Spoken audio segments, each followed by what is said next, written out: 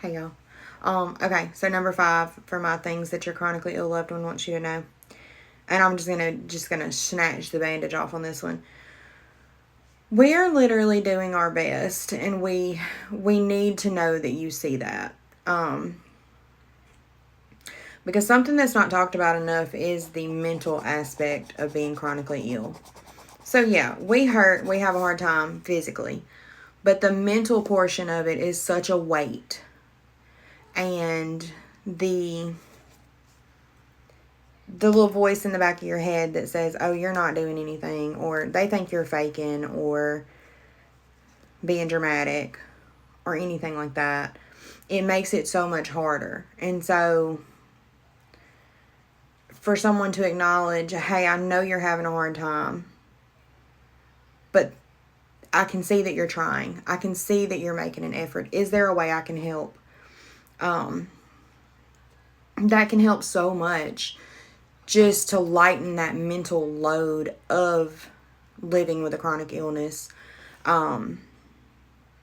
It's something that we don't talk about enough. And like my husband, he tells me whenever all this happened with my eye a couple weeks ago, he was like, you're tough, bro. And I was like, I am not feeling tough right now. Because they had to stick needles in my eye to test to see if it was a lupus flare or some type of infection.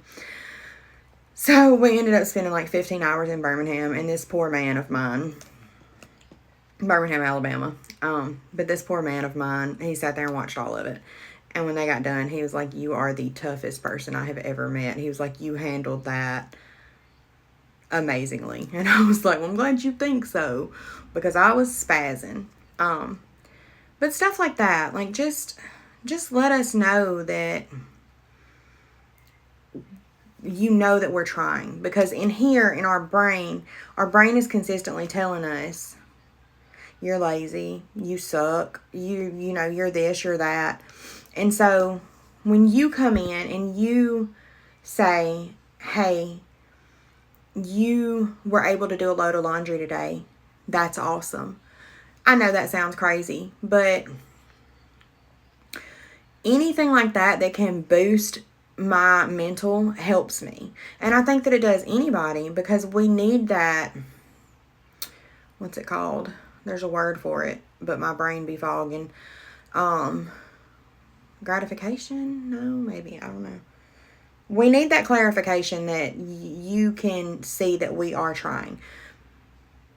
And that goes so far for us. It can help. If you can lighten the mental load of the chronic illness portion, then it makes the physical load so much easier to bear.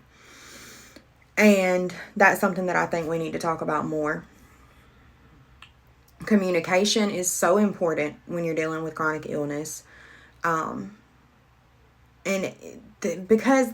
if you don't communicate, when we don't communicate as chronically ill people what is going on with us, it makes it harder for our loved ones to help, because they want to.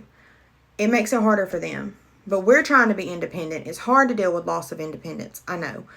But we struggle so bad trying to just hold on to any little shred of independence that we have, that we forget that if we communicate and tell them, hey, I'm having a bad mental day, I'm having a really bad physical day, I think I'm going into a flare, you know, whatever. Then they can say, okay, well, I'll do this, and that's going to help. It's okay. I know you're trying. Why don't you rest? You know, and that's the biggest thing, is that speaking for the chronically ill people, we just need to know that you see that we are doing our best.